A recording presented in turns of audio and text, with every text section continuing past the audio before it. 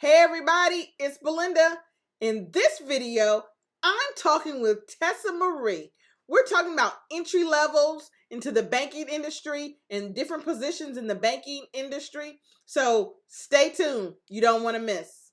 All right, thank you so much for agreeing to do these series of events so that we can educate people on just getting a job, things as it relates to finance, just your wealth of experience. So I want to start with, you've been in the finance industry for 30 plus years. Is that correct? Yeah, about that. Longer than that? Yeah, no, 30 plus years is fine. Okay. Tell everybody, what are the different positions that you can get into being in that industry? Like, what are some people don't know about all the different positions. Oh, there's so many. It has more now than ever before, right? Because of the way the economy and the world has changed. So usually the entry level is as a teller. The teller is like the person you meet when you go to the bank to make your deposit. Okay. The other entry level is also the person that is at the reception's desk. That is an entry level. Okay. Then after a year or so, it depends on how you do in any of these positions, you can apply up. So the first step would be somebody above a teller level, getting paid more, with a tenure for maybe a year to 18 months. Okay. And that person now it takes the lower end of the credit bracket or the investment bracket. So they would perhaps start to learn to do investments from like GICs, money market, term deposits. Okay. And they would do open customers account. They would help the customers to choose the right credit products like Visa cards, line of credit. And so that will keep them very busy because if they have a new customer that has just come in today and that customer is opening their first bank account, that is a garden they can plow and plant seeds in it and reap for later on. Okay. Because that customer now is now there. It's up to them to grow that customer so that they grow themselves. Okay. So that's really a nice position to be with. And you're in that position, you do have you have an office, personal office. Even through the opening of the world, they didn't take away the offices because it's privacy. Okay. And you need to have privacy with these clients and take them. So you could meet somebody fresh out of school. And that person could follow you right through the banking system until they're married. Okay. And have a home, and you can take them. You can become their main source of information and help and advice.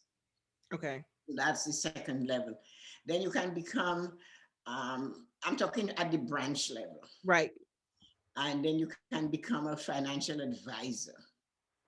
So the financial advisor does more difficult investment on the market, mutual funds. They do mortgages and they do big. They might do business mortgages, business loans. So it's the same idea, but at a higher level. Okay. The amounts would be bigger. So they would be, whereas the teller could do a $500, $5,000 credit card and stuff like that, $20,000 in credit card or lines of credit, like the second level. This third level, they, as a financial advisor, they look at your your entire portfolio and give you some advice on it. So Okay. that in that position, the position before you need 2 years to be in the position. Then the financial advisor role is also 2 years. Okay. And then you can move into different areas. Sometimes they work downtown where they work they don't deal with a customer face to face anymore. They deal with that customer online. Okay. Or they can go in and become a financial planner. I was never a teller. When I came into the bank, I was the second level. I had I had experience and the education that put me there. I lasted about a year there, and then they moved me to a FSR. That from that FSR position, I went to an advisor, and I lasted about a year there, and then I became a planner.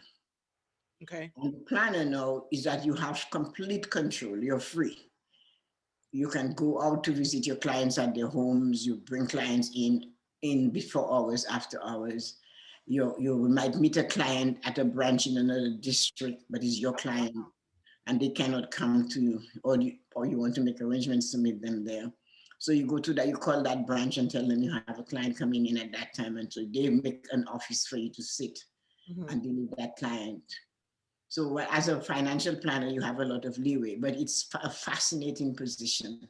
It takes a lot of time to get there, and you must sit special exam, not governed by the bank, but by like the CSC, stuff like that. And when in that position, you can make all kinds of money. Okay. All through the bank, you make more money than your salary because it depends on how well you meet your targets or your goal. And the people above you meet theirs, and your branch meets theirs, and your district meets theirs, and the bank and the province or the state meet theirs. And then they put all together, all the different states, all the different provinces. And then and based on the results, you get your bonuses twice a year. So are your bonuses usually more than your salary? No, well, no. Your bonus is as you no, but if you're making 50, 60,000 as the first level in the FSR, and you get a bonus of 15,000 twice a year, right, which you can put into your 401k, which is tax sheltered, you're okay, right? yeah, And you're that's working true. for 30 years, you have a huge portfolio, and it could be bank stocks, and Canada bank stocks are high. Right. So no, so your bonus can be high, really high, but your salary is high. And then like as a manager, you'd get 60, 75,000 a year in bonuses. And then you would also get you can also have the option of buying the bank, investing 1 to 6% of your income in stocks. And they would match it dollar for every dollar, they'd give you 50 cents. So you're winning all the time. Right. Yeah.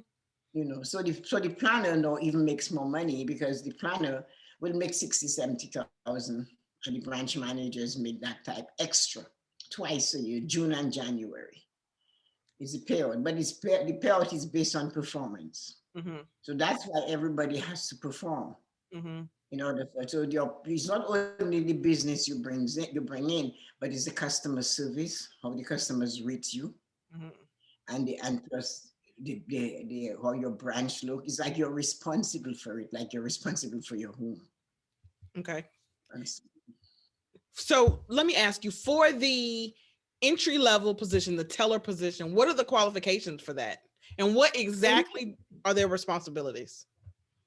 okay, so that level, they'll take you in if you work at Walmart as a cashier, because you have experience right there, right? Okay. Although they will train you. So your high school diploma, there's no age barrier. They don't care about your age, and high school diploma will get you in there. Okay. And you apply online and everything like that. So your responsibility is that you are there. A customer comes into the branch to do something in their account, although nowadays they don't have that many because so much of it is automated, but there's still that transaction thing that you have to do. The customer might not be somebody that can know how to pay their bill. So you can teach that customer that. You might be able to tell them you qualify for a visa, would you like it? So that looks better on you. That helps you for promotion. So that entry level is getting slimmer and slimmer because automation is taking it. Right. But in some areas it will last. And I'm sure it will, for COVID coming, they will move it further away. Mm-hmm. And then after a while, like everything else, it will come back again. Mm-hmm. So that is what is the most common entry level. So if you enjoyed this video, stay tuned for the next one with Tessa Marie. We'll see you at the next video.